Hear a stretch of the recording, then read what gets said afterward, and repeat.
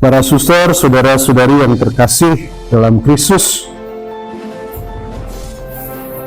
Injil hari ini ditutup dengan satu pernyataan yang sangat miris. Karena apa? Karena Yesus tidak mengadakan satu mujizat karena ketidakpercayaan orang-orang di kampungnya. Dalam bacaan pertama hari ini ditekankan adanya disiplin diri. Penderitaan, kesusahan yang kita hadapi itu adalah pelajaran atau pendidikan menjadi sekolah iman bagi orang beriman. Kita seperti pada bagian akhir dari bacaan pertama hari ini, kita seperti dalam sebuah pertandingan seperti yang dikatakan bacaan pertama kemarin. Kita berjuang dengan keyakinan yang teguh.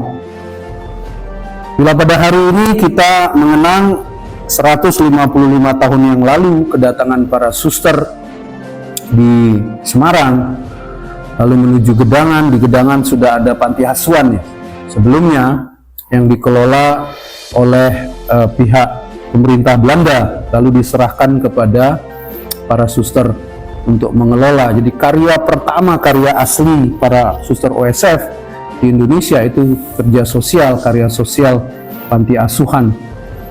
Lalu yang menarik bahwa kalau kita membaca di prasasti di Gedangan, ternyata rumah sakit VOC yang ada di sana itu adalah rumah sakit yang paling tua di Semarang.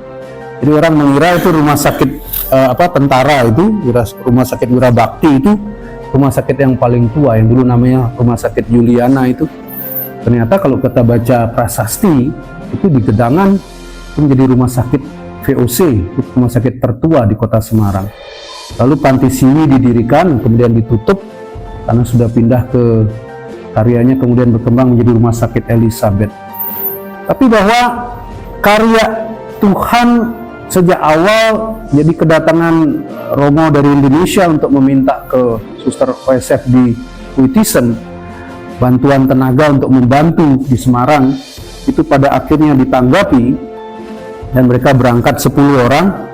Tapi ketika kapalnya berlabuh karena zaman dulu itu harus lewat di Cape Town, lewat di Afrika, jadi lewat Inggris, kemudian ke Tanjung Harapan di Afrika Selatan, lewat situ dulu kapal itu sebelum ada terusan Suez ya. Dulu itu panjang sekali ininya, sehingga sampai berbulan-bulan. Bayangkan bulan September berangkat, tibanya di Indonesia itu bulan Januari. Lama sekali mereka berlayar. Lalu sampai di Belanda, sampai di Inggris, salah satu suster itu sakit.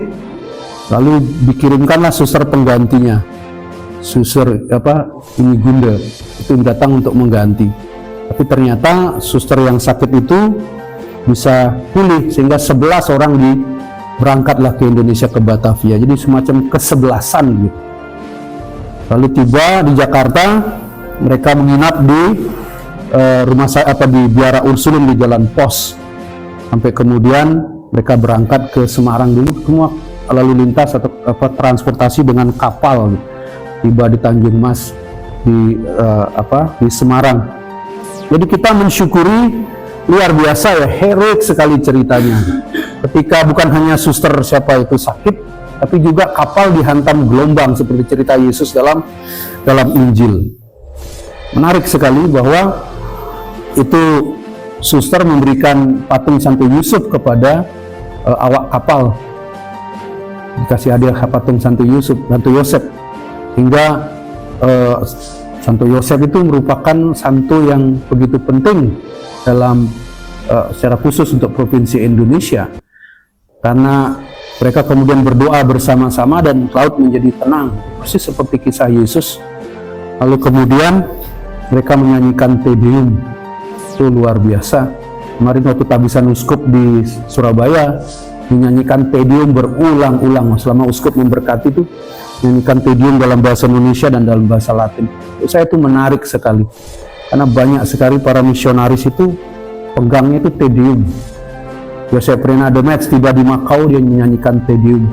Itu makin lama makin jarang kita dengar orang mendoakan atau mendaraskan Te Deum. Tapi para suster kita itu luar biasa. Kita ingat kata-kata dari Gamaliel. Gamaliel bilang apa? Kalau itu datang dari Tuhan, dia akan bertahan. Kalau itu datang bukan dari Tuhan, dia pasti akan hilang dengan sendirinya. Jadi hari ini kita mensyukuri 155 tahun berkat Tuhan bagi Indonesia melalui kehadiran para suster Santo Fransiskus Semarang dalam karyanya yang semakin berkembang. Walaupun di sana sini kesulitan ada pasti ya, membiayai rumah sakit, sekolah yang tidak mudah, tapi kita bersyukur selalu Tuhan selalu menyelenggarakan, Tuhan selalu memberikan solusi atas masalah-masalah yang kita hadapi. Kita berdoa supaya ada lebih banyak calon-calon suster, para putri-putri yang juga tertarik dengan cara hidup para suster-suster kita dari Huitisen ini.